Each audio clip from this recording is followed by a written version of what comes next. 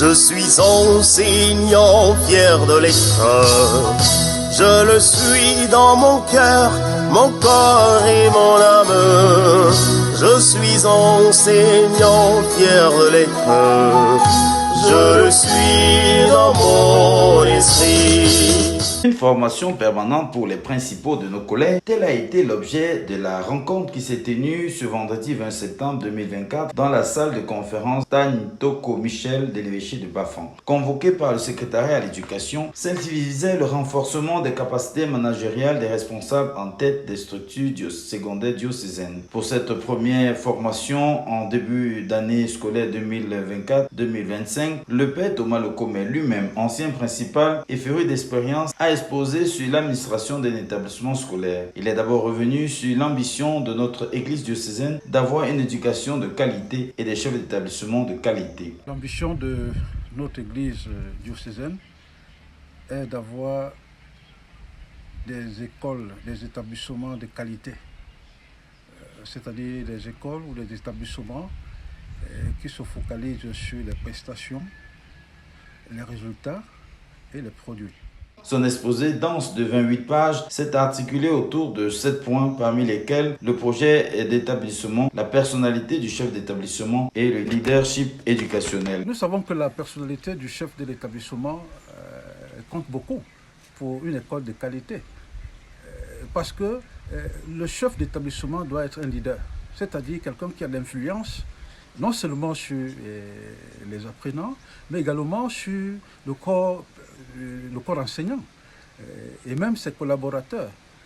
C'est pour ça que de plus en plus, on parle du leadership, des gens qui ont une certaine influence. Et le chef d'établissement doit pouvoir être cette personne-là qui a quelque influence sur ses subordonnés. Il a aussi développé les fonctions vitrines d'un chef d'établissement.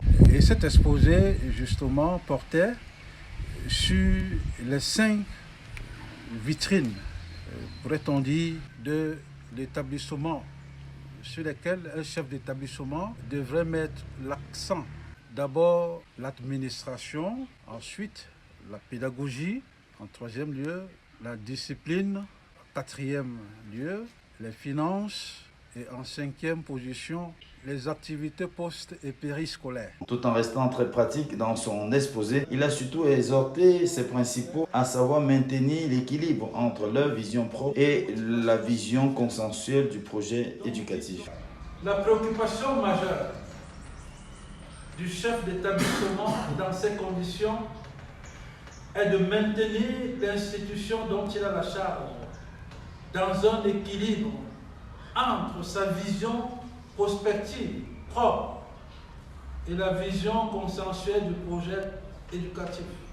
Cet équilibre est parfois délicat au regard des contraintes de travail et la fascination de l'instinct de division et de domination qu'on peut observer chez certains chefs d'établissement. Son exposé a laissé place à des échanges qui ont permis aux participants d'exprimer quelques difficultés dans l'exercice de leur mission. Les préoccupations portaient essentiellement, d'abord, sur le manque, le déficit des ressources financières. Beaucoup de nos chefs d'établissement pensent qu'ils n'ont pas suffisamment ce qu'il faut sur le plan financier pour porter les activités de leur établissement. La deuxième préoccupation a été aussi celle du manque de matériel. Le matériel, on pourrait dire, des salles spécialisées, mais également des salles de classe. Une préoccupation qui semble partagée par tous nos chefs d'établissement. À la fin de cette formation, chacun des participants est réparti avec la ferme intention de mettre à profit les enseignements reçus. Enseignant, nous te souhaitons bonne santé. À ta famille, tout le bonheur du monde. Sois béni tous les jours à l'école, à la maison, et que Dieu t'accorde une longue vie.